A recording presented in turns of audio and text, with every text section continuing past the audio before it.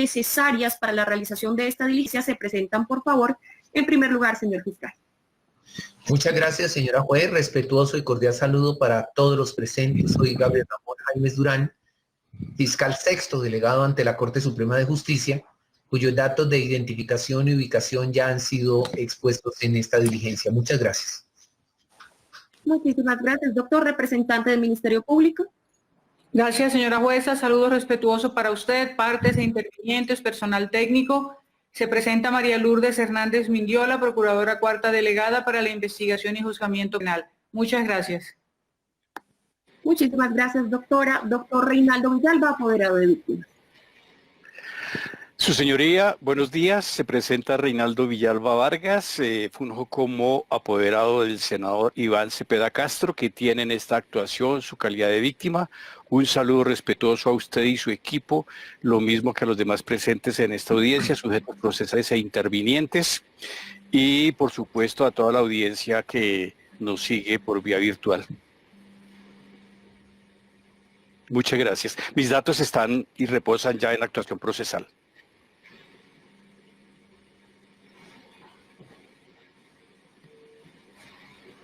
¿Aló? ¿Me escucharon? Sí, doctor Villalba. Nosotros sí, pero su señoría parece que ha tenido un problema en este momento. Que no está. Se ha quedado congelada la imagen. Sí, sí, sí. Muchísimas gracias, doctor. Doctor Iván Cepeda Castro, se presenta, por favor, en su calidad de víctima. Muy buenos días, su señoría. Un saludo muy cordial y también un saludo muy respetuoso a todas las personas presentes en esta audiencia. Mi nombre es Iván Cepeda Castro, soy... Sí, le estoy escuchando. Decía que mi nombre es Iván Cepeda Castro, senador de la República. Presento un saludo muy cordial y muy respetuoso.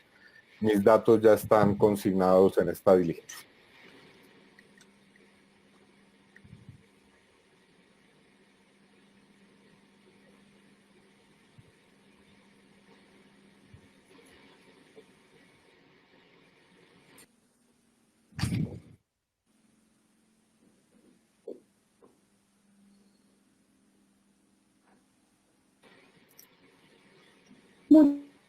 Muchísimas gracias, doctor. También comparece a esta audiencia el doctor Eduardo Montealegre. Se presenta, por favor, en calidad de posible víctima. Eduardo Montealegre actuó como víctima de los delitos que se le imputan a Álvaro Uribe por soborno a testigos, fraude procesal, delitos conexos con crímenes de guerra y de lesa humanidad. En esa calidad actuó, señora juez.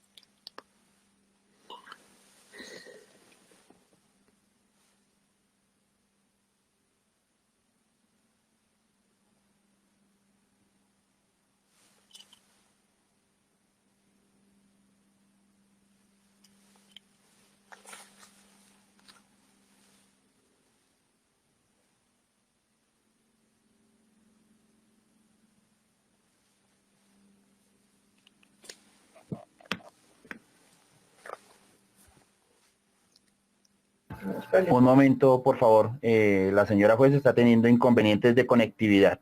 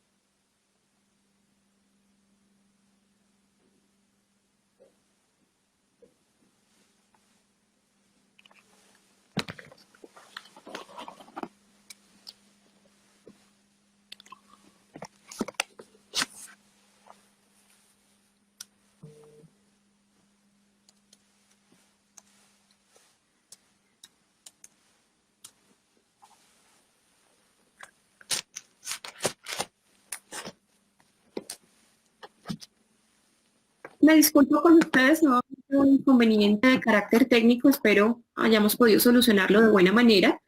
Me excusan, doctor Montealegre, por favor, nuevamente su presentación, si es tan amable.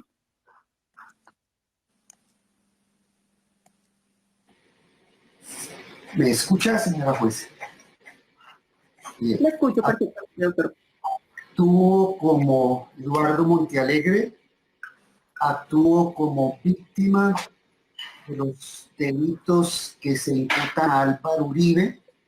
de fraude procesal, soborno a testigos, delitos que son conexos con crímenes de guerra y de lesa humanidad. Señoría, protesto, eso no está aquí investigando este radicado. El señor Montealegre quiere sabotear esta audiencia, por lo visto. Yo creo que está equivocado el radicado, señoría. Permítanme un segundo, por favor, estamos haciendo apenas la presentación de las partes. Vamos a avanzar de la mejor manera posible. Por favor, doctor Jorge Perdomo, su presentación.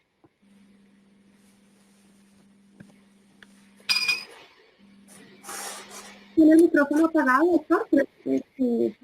así? No sé si puede verificar, por favor. No le escucho, doctor.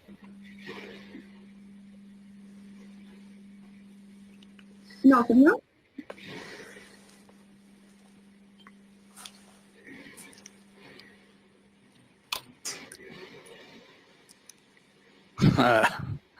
¿Ahora sí me escuchan? Ahora sí le escucho, Sí. doctor. Las demás partes están de acuerdo conmigo, ¿verdad? Sí. Adelante, doctor. Perfecto. Muy buenos días, señoría. Un saludo muy respetuoso para usted, para todos los colaboradores de su despacho, para los asistentes técnicos, para los representantes de la Fiscalía, del Ministerio Público, para los apoderados y para los demás intervinientes. Jorge Fernando Perdomo Torres, actuando en calidad de víctima, con datos de identificación y de contacto como aparecen ya registrados en esta actuación. Muchas gracias. Muchísimas gracias, doctor. En calidad de apoderado principal, defensor, doctor Jaime Granados. Gracias, su señoría. Un saludo muy respetuoso a usted, a todas las intervinientes en esta actuación, especialmente al señor fiscal,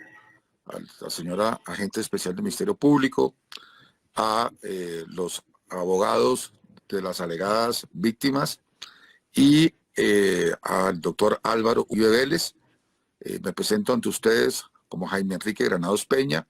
Actúo en esta audiencia y en este radicado como defensor principal del doctor Álvaro Uribe Vélez, con cédula de ciudadanía número 19.439.307 y tarjeta profesional 39.927 del Consejo Superior de la Judicatura, y con datos ya de localización para los efectos que correspondan, que radican en la carpeta prevista. Me va a acompañar, como lo ha hecho en todas las audiencias, el doctor Jaime Lombana Villalba como defensor suplente. Doctor Jaime Lombana, por favor, su presentación.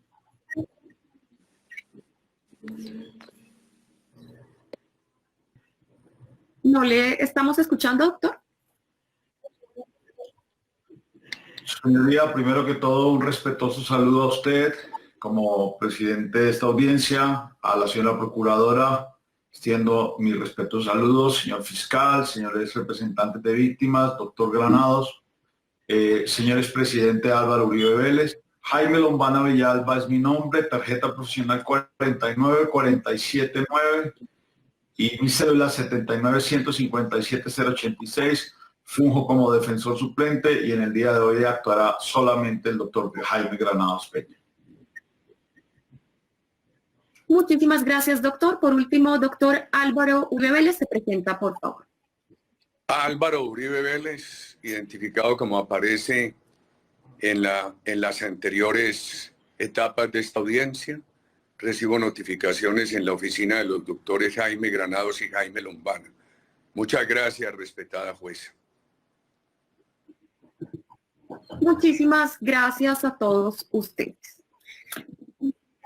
Convoca esta audiencia a adoptar una determinación frente a la pretensión elevada por parte del señor defensor en punto del restablecimiento del derecho fundamental afectado en cabeza del doctor Álvaro Uribe Vélez, producto de la medida de aseguramiento dictada por la Sala Especial de Instrucción de la Corte Suprema de Justicia. En torno a esta postulación y atendidos los argumentos presentados por todas y cada una de las partes de quienes han intervenido en el marco de esta audiencia preliminar, puede identificarse dos grandes extremos. El primero de ellos es una posición planteada justamente por el doctor Jaime Granados, que propugna por la necesidad de dar lugar a la libertad, en este caso, desde la imposibilidad de adecuar lo actuado ante la Sala de Instrucción de la Corte Suprema de Justicia a los principios, ritos y garantías que deben ser observados en el marco de la Ley 906 de 2004, ahora aplicable, de acuerdo con esa determinación adoptada por la Sala Plena de la Corte Suprema de Justicia, y de cara a la cual la restricción de ese derecho fundamental, pero no absoluto, procede en términos generales. Cuando exista de manera imprescindible el acto de formal vinculación, cual sería el de la audiencia de formulación de imputación, que bajo ese criterio no puede asimilarse a la diligencia indagatoria, y adicionalmente siempre que medie una solicitud elevada por parte de quien detenta la titularidad de la acción penal, y asimismo dentro del marco de una decisión que deba proferir con las formas propias establecidas en esa égida procesal un juez de control de garantías en una audiencia preliminar. Esa posición, valga reiterar, pues fue justamente la predicada por la defensa del doctor Álvaro Uribe Vélez y fue coadyuvada en sus intervenciones por parte de la Fiscalía General de la Nación, en este caso representada por parte del doctor Gabriel Jaimes y asimismo por la representante del Ministerio Público, doctora María Lourdes Hernández. En el otro extremo de estas dos posiciones se plantea que no es dable dejar sin efecto aquello adelantado ante la Sala de Instrucción de la Corte Suprema de Justicia y concretamente lo referente a la vinculación mediante una indagatoria y a la definición de una situación jurídica con la consecuente imposición de una medida cautelar de naturaleza personal, como quiera que esas determinaciones y esos actos fueron cumplidos y acatados en plena observación y respeto de las formas propias que se preveían para la ley adjetiva aplicable para ese momento, cual era justamente la Ley 600 de 2000, atendiendo a que para el inicio de esa actuación el doctor Álvaro Uribe Vélez justamente ostentaba una protección institucional derivada de su fuero como congresista. Desde esa perspectiva, desde este extremo, plantearon entonces el apoderado de víctimas, doctor Reinaldo Villalba, y los doctores Eduardo Montealegre y Jorge Perdomo, que no era viable ni era admisible predicar la procedencia de la solicitud de libertad. Fue un asunto de amplia discusión en la audiencia que nos precede sobre si la postulación que propugna por reivindicar esa libertad entrañaba o implicaba alguna solicitud de nulidad de lo actual. Y para precisar el problema jurídico que nos convoca a resolver y que me convoca a resolver en ejercicio de esta función constitucional, debo precisar, como lo hice en esa oportunidad, en primer lugar, que en el marco de la intervención presentada por parte de la defensa, que es en últimas la que delimita no solo el objeto de la diligencia, sino el objeto y el propósito de la decisión que se reclama del juez de control de garantías, jamás se hizo una postulación de ese tenor. Más allá, si eso pudiera entenderse como así se hizo, de manera explicada suficientemente en las intervenciones del apoderado de víctimas y de las posibles víctimas, debe dejarse claro que esta funcionaria judicial no cuestionará la decisión adoptada por parte de la Sala de Instrucción de la Corte Suprema de Justicia, no revisará su fundamentación, su corrección, su legalidad, su validez, como quiera que ellas se presumen, y así debe defenderse de cara a que fueron emitidas y realizadas con plena observación y acatamiento de las formas previstas en esa ley adjetiva que era aplicable para el momento en el cual tuvo inicio la actuación, que era justamente la ley 600 de 2000. De allí que, con el mayor de los respetos, puedo considerar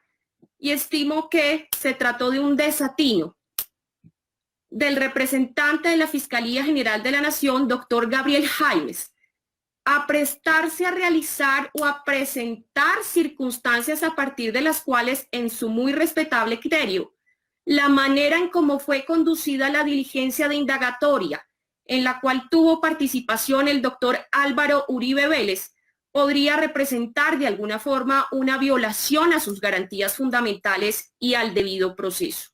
Pues ello en últimas lo que hizo, como así se pudo constatar, fue de alguna manera reconducir o desviar el debate, desviar el aspecto central de decisión convocado y determinado, como se dice, por la solicitud de la defensa, a aspectos que sin duda no son de competencia de los jueces de control de garantías. Aclarado lo anterior, lo que debe establecerse y el problema jurídico que debe resolverse, realizadas esas previas precisiones de tanta importancia, es lo siguiente: si resulta constitucional y legalmente admisible permanecer y hacer mantener una medida restrictiva de la libertad impuesta en un trámite previsto bajo la égida de la Ley 600 de 2000, cuando ahora se ha decidido el cambio de esa ley adjetiva. Una primera solución a este problema fue planteada de manera muy loable por parte del doctor Reinaldo Villalba en su condición de apoderado de víctimas, al traer a colación el tenor del artículo 138 del Código General del Proceso, el cual dispone lo siguiente: cuando se declare la falta de jurisdicción o la falta de competencia por el factor funcional o subjetivo, lo actuado conservará su validez y el proceso se enviará de inmediato al juez competente. Pero si se hubiera dictado sentencia, esta se invalidará. La nulidad solo comprenderá la actuación posterior al motivo que la produjo y que resulte afectada por este. Sin embargo, la prueba practicada dentro de dicha actuación conservará su validez y tendrá eficacia respecto de quienes tuvieron oportunidad de controvertirla. Culmina la norma y se mantendrán las medidas cautelares practicadas.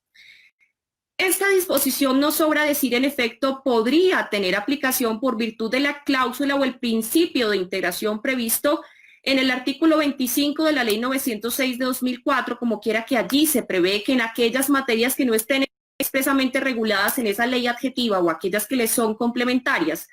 puede acudirse, dice el artículo 25, al Código de Procedimiento Civil, ahora integrado al Código General del Proceso. Ello porque, en efecto, como bien destacaron algunas de las partes, si no todas, no existe una referencia legal en el marco de la Ley 906 de 2004 que permita establecer cómo deben realizarse esos procesos de adecuación, de armonización, cuando quiera que se cambia de sistema procesal, producto, en este caso, de la cesación del fuero institucional que ameritaba y justificaba, como se dijo en audiencias pasadas, la aplicación de una cláusula exceptiva para pervivir o hacer pervivir la vigencia de la Ley 600 de 2000. Valga notar, sin embargo, que apenas una interpretación sistemática, donde se puede advertir que este precepto se inscribe en el capítulo 2 del título 4 del Código General del Proceso, referido al tema particular y concreto de las nulidades procesales, que bien se dijo, no fueron invocadas en esta audiencia y no fueron propósito de postulación en la presentación que se hizo por parte de la defensa, que se insiste es la que determina el objeto de la audiencia. Más allá de la absoluta claridad entonces sobre que existe sobre que no estamos haciendo alusión, no se está revisando un aspecto atinente a la nulidad de lo actuado ante la Sala de Instrucción de la Corte Suprema de Justicia. Debe advertirse que esa disposición normativa está orientada a preservar lo actuado en aquellos casos en los cuales, pese al cambio de funcionario competente, se trate de un mismo trámite o resulten equiparables. De otro lado, la jurisprudencia de la Corte Suprema de Justicia en su sala de casación penal y en su sala de instrucción también ha previsto una vía de solución similar. En este caso ha establecido de manera pacífica que en aquellos cambios de sistema procesal, pero evaluando concretamente aquellos que tenían relación con el advenimiento de la condición foral y producto de esa la variación de la competencia implicaba necesariamente la adecuación al trámite de la Ley 906, ahora a la Ley 600, ha establecido, como bien destacó la representante del Ministerio Público, que el proceso debe seguirse en el estanco procesal equivalente. A ello hacen referencia las múltiples jurisprudencias que muy juiciosamente fueron traídas a colación por parte del representante de la Fiscalía General, doctor Gabriel Jaimes, quien citó y pueden reiterarse de manera muy mínima algunos radicados que resultan de importancia. Radicados 44732, 44845, 35059, 29851, 44853 y 48965, entre otros, todos los cuales predican un análisis de esas condiciones de variaciones de sistema y donde se ha establecido, y así se ha hecho por parte de la Corte Suprema de Justicia, la adecuación de un trámite, la armonización en el estanco procesal equivalente. Ahora, tratándose de sistemas sustancialmente disímiles o disonantes, uno inquisitivo mixto y uno con tendencia acusatoria, con diferencias absolutamente sustanciales detectadas principalmente respecto de los principios que le rigen, no puede discutirse que la aplicación de esa disposición legal invocada en la intervención del doctor Reinaldo Villalba y asimismo de ese precedente y esa línea traída a colación por parte del fiscal, están sometidas entonces a la posibilidad de equiparar lo actuado en la Corte Suprema de Justicia a lo dispuesto en la Ley 906 de 2004. Concretamente, entonces, debe establecerse si la diligencia indagatoria y la definición de situación jurídica propias de la Ley 600 pueden equipararse, pueden identificarse o igualarse a la formulación de imputación y a la medida de aseguramiento que tienen lugar en el marco de la Ley 906 de 2004.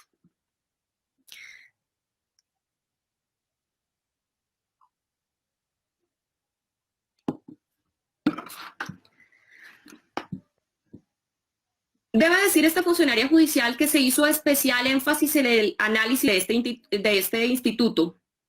por parte de quienes intervinieron en la audiencia, en la medida en que, en efecto, desde un argumento que puede denominarse de diseño procesal, de diseño constitucional, de arquitectura procesal, no se concibe la existencia ni la validez de una medida de aseguramiento siempre que no esté precedida del acto formal de comunicación dirigido por parte de quien detenta la titularidad de la acción penal, que no es otra que la formulación de imputación más claramente. Se centró el debate en establecer cómo la imputación puede o no equipararse a ese acto de indagatoria, de la Ley 600 de 2000, como quiera que sin imputación no puede existir medida de aseguramiento. Esa conclusión, de manera muy breve, se apoya en dos aspectos de carácter procesal que determinan la procedencia de la medida de aseguramiento, la restricción de ese derecho fundamental a la libertad, producto de la determinación que deba adoptar un juez de control de garantías en el marco de una audiencia preliminar. Y estos dos aspectos procesales mínimamente se refieren a criterios de legitimación o habilitación en la postulación y de oportunidad. En cuanto a la legitimación, valga mínimamente reiterar que el artículo 306 de la Ley 906 de 2004 precisa que es la Fiscalía concebida ahora como parte quien previa evaluación de los elementos materiales probatorios, evidencia física e información legalmente obtenida, puede concurrir ante el juez de control de garantías a solicitar la imposición de una medida de aseguramiento. Adicionalmente, y siempre que a ello no concurra el titular de la acción penal, podrán hacerlo también las víctimas o sus apoderados judiciales. Y en cuanto a la oportunidad, si bien no hay una disposición específica en el marco de la Ley 906/2004 que la establezca, que permita identificar el momento procesal en el cual puede elevarse una petición de tal tenor, lo cierto es que esa certeza y esa convicción debe estar dada sin dificultad, tal y como lo resaltó la representante del Ministerio Público, desde el señalamiento expreso que se hace de la calidad del sujeto frente al cual puede recaer esa medida cautelar de naturaleza personal. Ello en atención a que el artículo 308 de la Ley 906/2004 indica que se impondrá medida de aseguramiento cuando se pueda inferir de manera razonable que el imputado puede ser autor o partícipe de los hechos que se investigan, de allí que entonces la formulación de imputación sea un presupuesto inequívoco de la medida de aseguramiento. Y este es el motivo, estas son las razones estructurales y jurídicas por las cuales debe entonces la solución de ese problema jurídico plantearse primero, como así lo hizo la defensa, sobre si puede establecerse equivalencia entre la indagatoria y la imputación. Fue sumamente nutrido el debate que presentaron los sujetos, las partes y los intervinientes en términos generales en el marco de la audiencia precedente en torno a este aspecto, ofreciendo visiones sumamente acertadas y correctas en punto de las similitudes y diferencias que se presentan frente a estos dos institutos. Considera de manera muy respetuosa esta funcionaria judicial que una orientación en la solución de este problema jurídico no puede estar única y exclusivamente dictada por la verificación sobre la existencia o bien de similitudes o bien de diferencias, como quiera que ese aspecto no resulta suficiente y la razón es fundamental y es estricta. Y es que si fuera ese el único criterio posible de determinar los aspectos de equivalencia, valdría entonces exaltar bien las similitudes o bien las diferencias justamente para propugnar posiciones completamente diferentes y contrarias. Debe entonces establecerse que es preciso acudir a criterios adicionales para poder identificar si esa equivalencia está dada o no. Y esos criterios, en consideración de esta funcionaria judicial, deben cimentarse sobre si esas diferencias tienen implicaciones o no en garantías constitucionales y en garantías legales propias de la Ley 906 de 2004. Y la respuesta, sin más anticipación, es eminentemente positiva, pues tal y como fue deprecado y destacado por la defensa, por la Fiscalía General de la Nación y por la representación del Ministerio Público, se presentan entre la formulación de imputación y la indagatoria diferencias que tienen incidencia en esas garantías. No puede olvidarse en este punto mínimamente que la audiencia de formulación de imputación, o mejor el acto de formulación de imputación, tiene una connotación sumamente especial al punto de tratarse de un acto de comunicación promovido y solicitado exclusivamente por parte de quien ejerce la titularidad de la acción penal ante un juez de control de garantías en el marco de una audiencia preliminar concentrada y siempre que la Fiscalía, previa evaluación de los requisitos de procedencia, de la recaudación de elementos materiales probatorios, evidencia física e información recaudada de manera legal, le permita o se permita ese juicio de construcción frente a una materialidad de la conducta o comportamientos contrarios a la ley penal y adicionalmente estimar suficientemente construido un mínimo juicio de atribución a partir del cual pueda, señalarse que esa persona frente a la cual se va a solicitar y se va a realizar la formulación de imputación puede ser autor o partícipe de esos hechos investigados.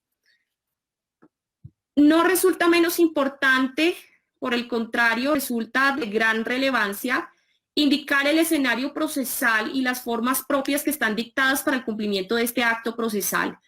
ante un juez de control de garantías que es un tercero absolutamente parcial, instituido, entre otras cosas, no solo como un simple árbitro regulador de las formas, sino justamente como un funcionario constitucional encargado de verificar la legalidad de ese acto de comunicación, dentro del cual se exige la presentación expresa, clara, y la relación de los hechos jurídicamente relevantes en una manera clara, sucinta, concreta, pero absolutamente entendible para la persona respecto de quien se dirige. Y ello no solo como derecho instituido en el artículo 8º de la Ley 906 de 2004, sino como una exigencia de la cual se deriva en todo la posibilidad de optimizar el ejercicio de la defensa y de la contradicción. Sobre este aspecto quiero traer mínimamente a colación un pronunciamiento que considero importante, extendido por el máximo órgano constitucional en sentencia C-303 de 2003, al evaluar un cargo de inconstitucionalidad frente a una disposición relativa a la audiencia de formulación de imputación, en cuanto a que en criterio del demandante se consideraba que las expresiones de comunicación de los hechos entrañaban, por el contrario, una violación frente al derecho de defensa. Y allí la Corte Constitucional fue sumamente clara al precisar dos aspectos que considero importantes y por esa razón los traigo a colación. El primero de ellos es que la formulación de imputación es justamente el acto que posibilita la defensa en los procedimientos penales, por lo menos en dos sentidos. De una parte, porque el ejercicio de ese derecho solo es viable cuando se puede tener acceso claro y preciso a los hechos jurídicamente relevantes que fueron objeto de investigación por parte de la Fiscalía General de la Nación y de los cuales se está haciendo y sobre el cual se está cimentando un concreto juicio de atribución o de participación. Y de otro lado, porque justamente solo a partir del conocimiento de esos hechos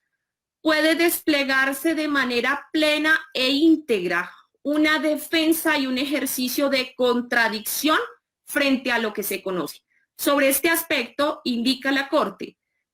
no es posible defenderse frente a ataques indeterminados que no individualizan unos hechos concretos ni una acusación particular. Y desde esa perspectiva defiende el carácter absolutamente claro de la audiencia de formulación de imputación en punto de esa garantía de precisión de hechos jurídicamente relevantes, de acto de comunicación directamente dirigido a la persona vinculada al proceso penal para que pueda comprender los cargos. Y allí en esta sentencia también hace una claridad sumamente importante, y es que la previsión de la comunicación de los hechos así concebida, es decir, en la Ley 906 de 2004,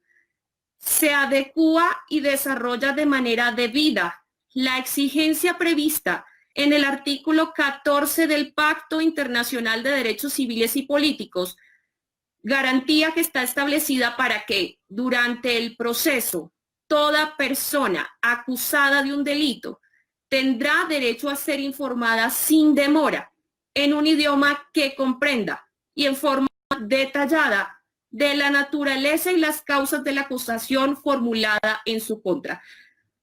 Alcance interpretativo de esta garantía judicial, que además ha sido debidamente desarrollada por el Comité de Derechos Humanos, en el sentido en que esa información es precisa para realizar y para materializar ese derecho de defensa. Con esto, en manera alguna, quiero decir que en la audiencia de indagatoria no se cumpla con esa misma garantía. Lo que quiero destacar es que existen ingentes y suficientes pronunciamientos por parte de la Corte Constitucional, donde justamente reivindican que a partir del cambio introducido a partir del acto legislativo, a través del cual se dispuso el diseño de un sistema procesal con tendencia acusatoria, se adecúa de mejor manera a los estándares internacionales de garantías judiciales. De otro lado, pues basta entonces, sin pretender reiterar esas suficientemente detalladas explicaciones que se hicieron en la audiencia pasada sobre las diferencias y similitudes entre la indagatoria y la formulación de imputación, quiero hacer énfasis especial en que estos presupuestos no son así realizados, en ese nivel realizados en la diligencia de indagatoria, la cual por demás es potestativa, puede ser pretermitida en aquellos casos en los cuales se reúnan los presupuestos para realizar una vinculación formal diferente, como sería a través de la declaratoria de una persona ausente. Ello, además, sumado a que se construye bajo una dinámica de preguntas y respuestas dirigidas por parte del funcionario instructor, donde se le permite además a la persona en indagación y quien además puede concurrir a solicitarla, presentar las explicaciones frente a los hechos, situación que permite entonces calificarle como medio de defensa y como medio de prueba, y donde se define por lo menos preliminarmente una calificación jurídica provisional. Esbozado lo anterior, quiere también destacar esta funcionaria judicial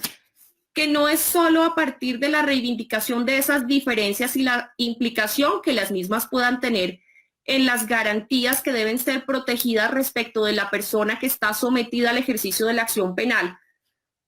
Una conclusión a partir de esos argumentos presentados que bien se ha podido determinar tienen un fundamento constitucional y un fundamento legal.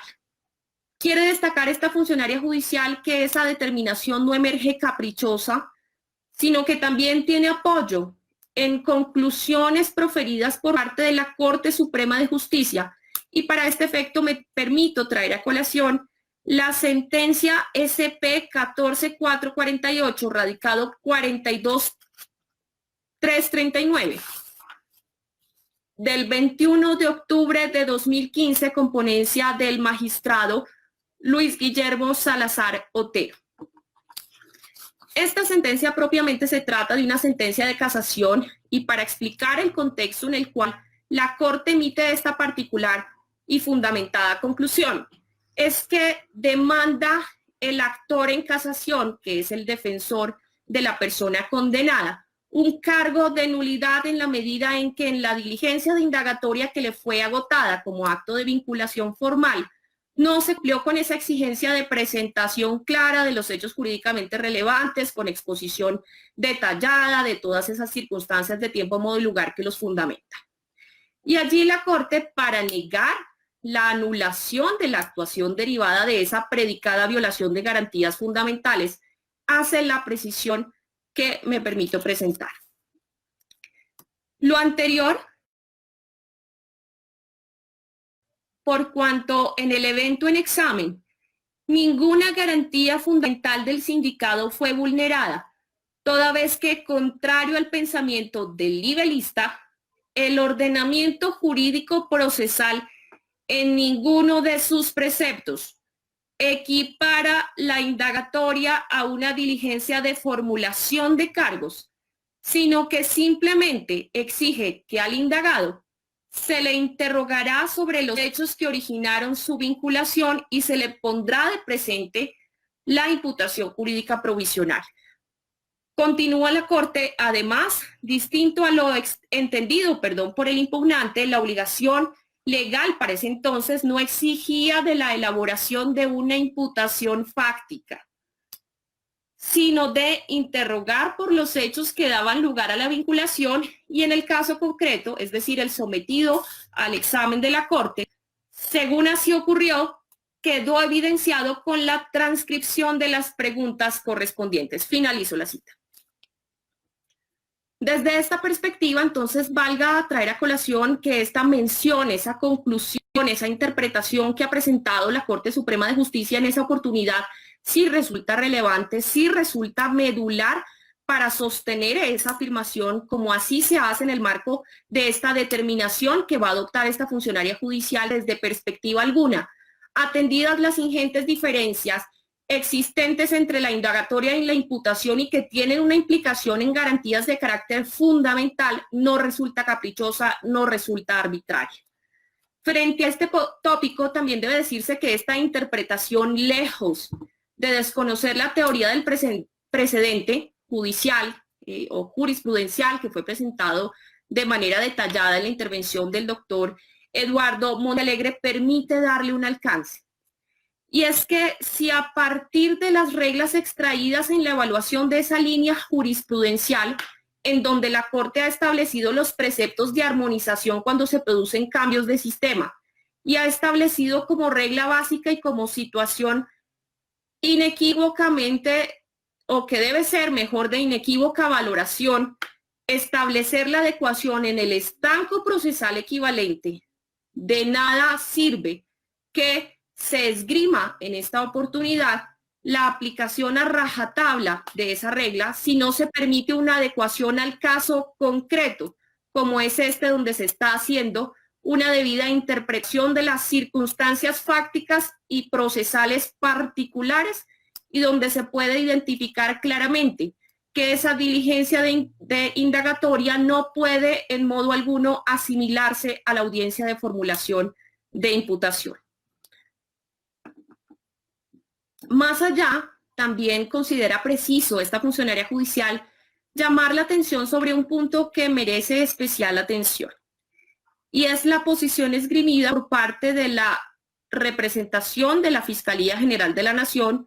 el delegado doctor Gabriel Jaimes, frente a la necesidad de agotar este acto de comunicación bajo los principios y las formas dispuestas en la Ley 906 de 2004. Y esta es una mención que no reviste poca importancia, si se tiene en cuenta que justamente proviene de quien detenta la titularidad de la acción penal y de quien, por virtud del principio de separación de funciones, por virtud del principio acusatorio, que son principios medulares en este sistema concebido y orientado a una tendencia acusatoria,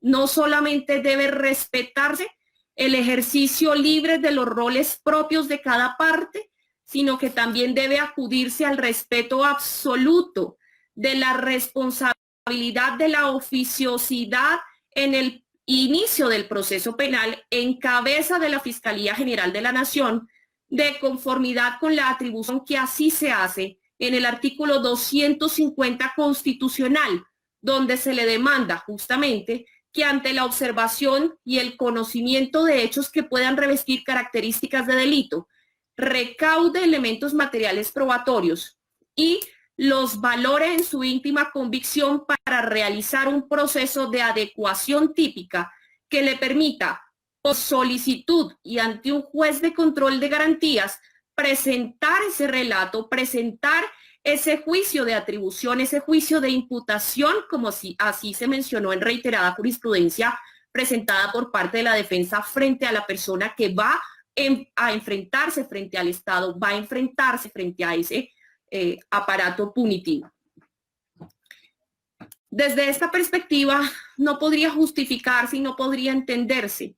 que se pretenda imponer o que se pretenda exigir de la Fiscalía General de la Nación la presentación de un escrito de acusación sin el previo agotamiento de la audiencia de formulación de imputación, donde además esa circunstancia tiene una implicación grave en la estructura de este sistema procesal sí concebido, pero no solamente ellos, sino en el caso particular. Si lo observamos desde la perspectiva sobre que entre la imputación y los demás estadios procesales, los demás actos jurisdiccionales sucesivos que se integran como necesarios para la estructura del debido proceso, se exige una congruencia fáctica desde esa comunicación presentada en ese acto inicial que tiene lugar con la audiencia de formulación de imputación y frente a la adecuación típica que en estricto sentido corresponde a la Fiscalía General de la Nación. Por último, para de alguna manera aludir que no era posible dejar sin efectos, pues la argumentación, bien se dijo, de las víctimas y posibles víctimas se estructuró sobre una posible nulidad. Se trajo a colación principio de instrumentalidad bajo el cual debe privilegiarse la validez de lo actuado aun cuando el acto fuera irregular, siempre que cumpla la finalidad para la cual fue dispuesto. Esto desde esta perspectiva para apoyar el hecho que aun cuando naturalmente vertida, realizada bajo esas garantías y esas formas propias dispuestas en la ley 600, predicar que ahora bajo la ley 906 de 2004, como quiera que se sustrae el cumplimiento de algunas garantías de algunas formas propias de este sistema adversarial, debe entonces partirse exclusivamente de la base sobre que cumplió con el mismo propósito, que era la comunicación de los hechos, que como ya se vio de alguna manera, no pueden equipararse en el mismo estándar de optimización frente a esa garantía que se exige en el ejercicio de la defensa y que de esa comunicación depende, sino también desde la perspectiva sobre que es necesario mantener esa finalidad por la cual se concibió la diligencia de indagatoria y que en criterio de las víctimas podría entenderse agotada y cumplida con, en este caso, a partir de esa situación y puede equipararse a la audiencia de formulación de imputación. Pero frente a estos argumentos, sumado a la postulación efectiva de también el principio de protección como una vía de solución, debe destacar esta funcionaria judicial que esos argumentos en últimas no resultan necesarios abordarlos como quiera que aquí se insiste hablando de una nulidad, ello no fue lo peticionado, ello no fue lo solucionado, fue debidamente delimitado el objeto de la audiencia y el objeto de esta decisión. Así las cosas, bajo esas consideraciones tentadas por parte de esta funcionaria judicial, estima que no es posible ni constitucionalmente admisible equiparar los actos de indagatoria al de formulación de imputación que debe tener lugar en la ley 906 de 2000 y que se instituye como el acto medular para permitir la construcción de esos demás, se insiste, actos jurisdiccionales sucesivos que se integran al debido proceso. Además, porque no puede desconocerse esa naturaleza y las implicaciones que en cambio de la indagatoria también tiene la audiencia de formulación de imputación, en punto de la activación estricta de los términos procesales propiamente dichos, en la interrupción del término de prescripción y la presentación del posterior escrito de acusación si es que él se considera necesario, atendida la necesidad de predicar esa congruencia fáctica durante todo el proceso. Más allá de lo anterior, aun cuando se han presentado, y así se explicó, razones de peso y razones suficientes para entender que sin imputación no puede existir medida, y ello tendría la connatural implicación sobre la necesidad de restablecer ese derecho fundamental afectado en cabeza del doctor Álvaro Uribe Vélez,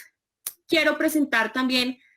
argumentos adicionales y postulaciones adicionales que permiten reforzar constitucionalmente y desde la función de juez de garantías esa conclusión específica. Y ella está dada porque aún, o esas razones están dadas porque aún, si en gracia de discusión pudiera aceptarse que esos actos se equiparan, las sustanciales e innegables diferencias que existen entre la definición de situación jurídica y la imposición de medida de aseguramiento que tiene lugar en la ley 906 de 2004 lo impide.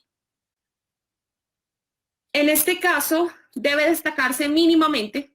sé que es un aspecto manejado inclusive de mejor manera por las partes que han integrado esta diligencia, el tema relativo a la aplicación de los dos sistemas, a los requisitos que se exigen de cara a la privación de la libertad en uno y en otro. Pero para entendimiento de la decisión quiero destacar unos aspectos muy puntuales sin pretender ser reiterativa. Y es que en términos generales, en la ley 600 de 2000, la definición de situación jurídica con imposición de una medida cautelar de naturaleza personal procede bajo unas finalidades concretas, cuáles son las de asegurar comparecencia, evitar continuación de actividad delictiva o de labores que puedan pretender ocultar, destruir, entorpecer el debido ejercicio de la administración de justicia o justamente la actividad probatoria. Destacar que la única medida aplicable en el marco del régimen de la Ley 600 de 2000 es la detención preventiva. Y solo por vía de sustitución, en unos casos muy específicos, esa detención puede ser sustituida por una en el lugar de domicilio. Precisar también que el estándar de convicción que se predica necesario y que se estima imprescindible para resolver situación jurídica con privación de la libertad, de acuerdo con lo dispuesto en el artículo 356, se trata o exige de 2 indicios graves de responsabilidad con base en pruebas legalmente establecidas en el proceso. En ese estatuto procedimental, además, el momento para la definición de la situación jurídica está íntimamente ligada con la indagatoria en la medida en que su estudio lo realiza el mismo funcionario dentro de los 5 días siguientes a la indagatoria, y si no está privado de la libertad o la forma de vinculación fue diferente, como es la declaratoria de persona ausente, debe hacerse en un término de 10 días. Su estudio por demás, es decir, el estudio de la posibilidad de restringir ese derecho fundamental de cara a la definición de una situación jurídica bajo la égida de la Ley 600 de 2000, debe observar un factor objetivo en cuanto debe procederse por delitos que prevean una pena mínima con un quantum específico. Por su parte, en la Ley 906 de 2004 se exige para la imposición de la medida una solicitud elevada por parte de la Fiscalía General de la Nación ante un juez de control de garantías que es un tercero imparcial, donde se hace previa evaluación de los argumentos y los elementos materiales probatorios que en ejercicio de contradicción pueden presentar todas y cada una de las partes que comparezcan al desarrollo de esa audiencia, dígase defensa, víctimas, apoderados judiciales de las mismas, e inclusive Ministerio Público, por supuesto. Debe también decirse que ciertamente se estiman como unos parámetros similares las finalidades constitucionales por las cuales en un régimen y en otro se pueden imponer las medidas. En la Ley 906 también están previstas esas facultades de protección frente a riesgos de obstrucción a la justicia, peligro de continuidad de la actividad delictiva, que en este caso se asimila a peligro para la comunidad o la víctima, y asimismo evitar configuración de riesgos de fuga o no comparecencia. Adicionalmente, y es un aspecto que quiero destacar con gran importancia porque es un motivo medular en esta argumentación, la Ley 906 de 2000 establece en el artículo 307 un catálogo de medidas, dentro de las cuales se incorporan también, a diferencia de la Ley 600, medidas no privativas de la libertad, que pueden ser impuestas para garantizar las mismas finalidades constitucionales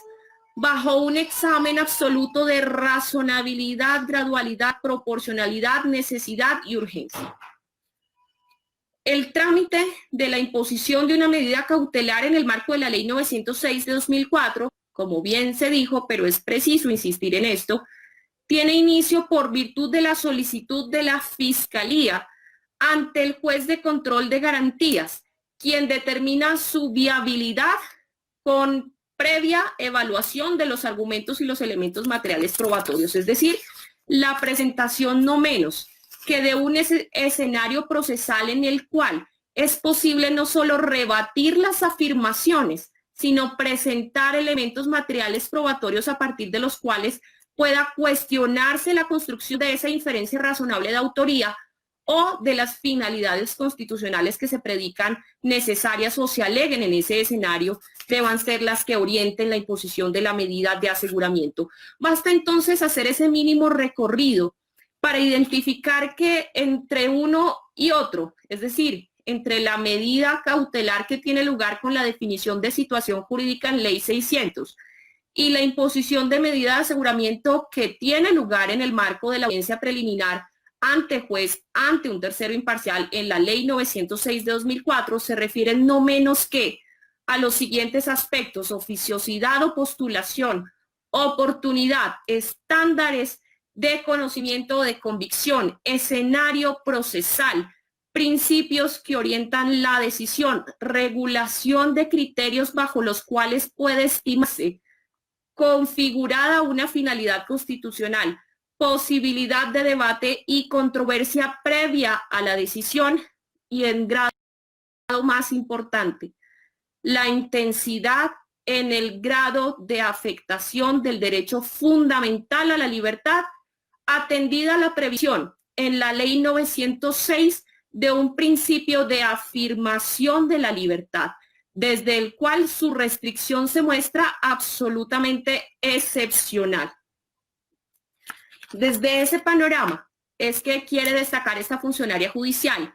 equiparar o asemejar la medida cautelar que tiene lugar producto de la definición de situación jurídica a la imposición de una medida de aseguramiento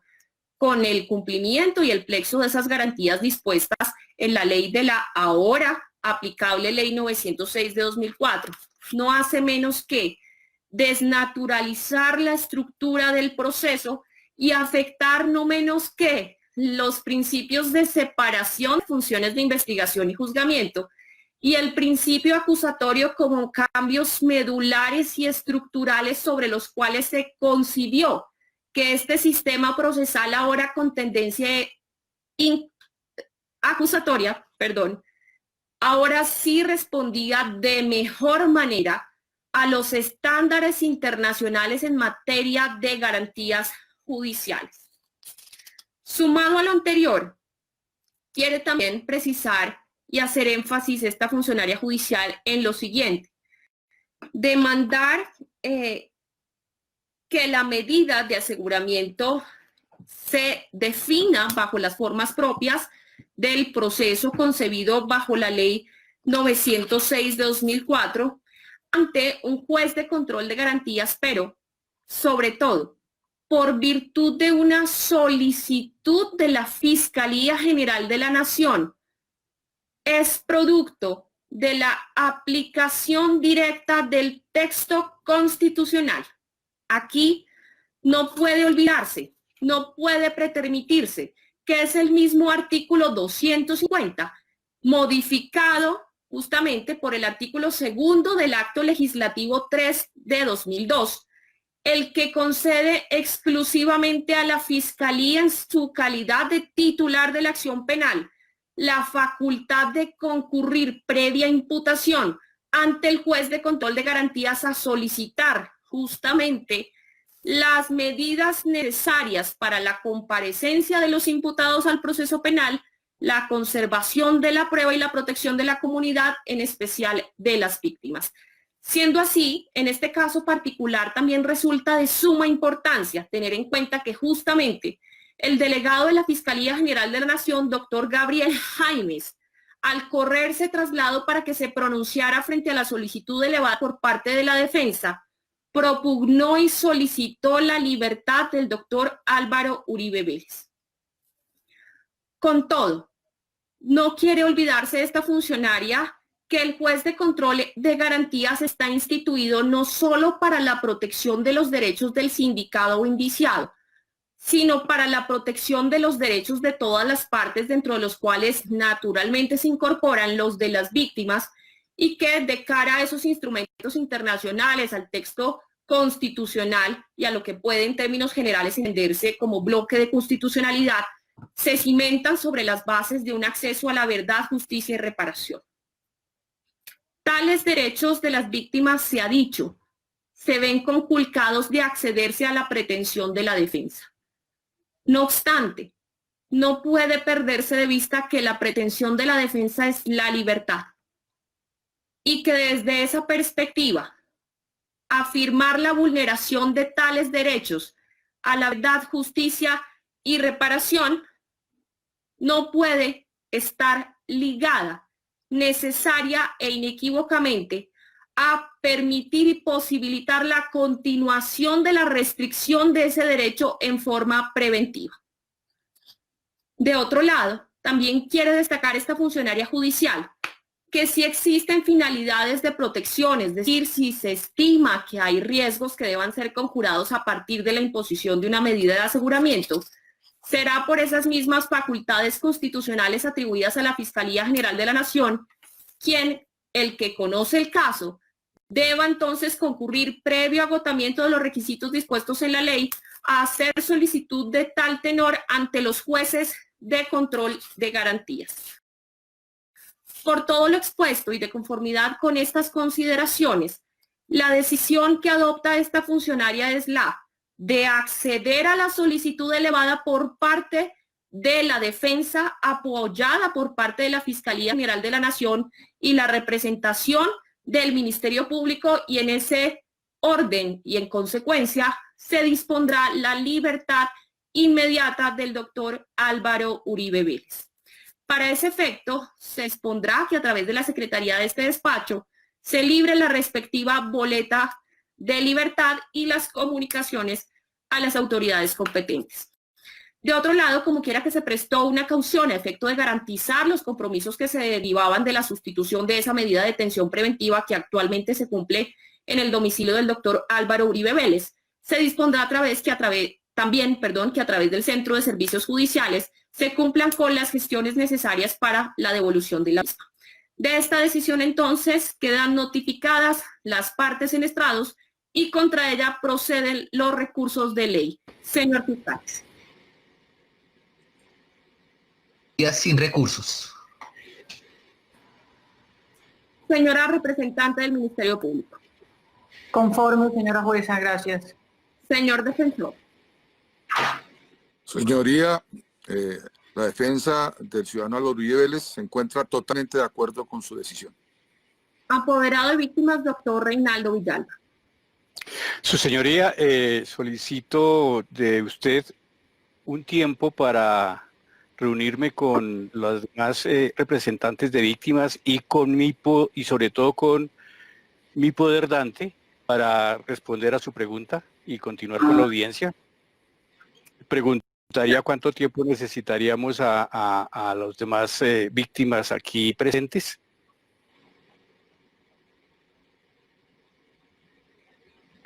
Doctor, si gusta, inicialmente son las 9:57 de la mañana, dispongamos un receso inicial de media hora. Si precisa usted de más tiempo o ustedes de más tiempo, me lo hacen saber y naturalmente así será. De acuerdo, señora juez. Señora juez, considero que... ¿Se fue la juez? Se fue. Ahí está. Señor. Lo escucho, doctor. No, considero, señora juez, que es un término que no garantiza nuestro ejercicio del debido, el derecho que tenemos al debido proceso. Es un término supremamente corto para entrar a tomar una decisión sobre toda la argumentación que usted dio. Ese es un término muy parecido al que ayer me dio, en el cual me dieron 45 minutos para revisar una indagatoria de 7 horas. Entonces yo considero, señora juez, en aras del garantismo y del equilibrio, que nos den un tiempo de 2 horas para poder tomar una decisión y preparar la refutación de todos los argumentos que usted dio. Doctor, en primer lugar, creo que fue suficientemente clara en indicar que era un término inicial, que si requerían y precisaban de más tiempo, así podrían hacérmelo saber y naturalmente estaría dispuesta a concederlo. Desde esa perspectiva, doctor, entonces, inicialmente un término de media hora, si ustedes consideran requieren tiempo adicional o se pueden encontrar listos de cara a este término establecido por parte de esta funcionaria judicial, pues podremos reanudar y continuar esta audiencia en esos términos. Son las 9:59 de la mañana. Jueza, perdón, ¿cuál es el mecanismo que agotada la media hora para avisar y no tengamos que instalar toda la audiencia nuevamente? A través de la Secretaría del Despacho, si gusta ya disponemos las medidas necesarias para que tenga una comunicación directa con usted y si gusta también. Nos pasan un teléfono para estar en la comunicación. Gracias. Claro, ni más faltaba. En esos términos entonces queda suspendida esta audiencia.